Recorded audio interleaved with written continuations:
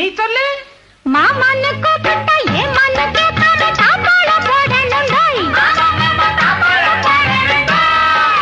மானன்னு தேனின்னு மல்லிகை பூ வச்சு மாரோட சேர்க்கணுண்டாய்.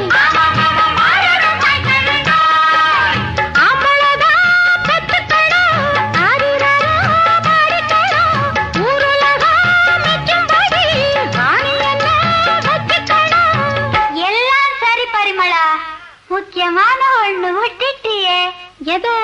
ஒரு வெப்பட்டி கிப்பட்டி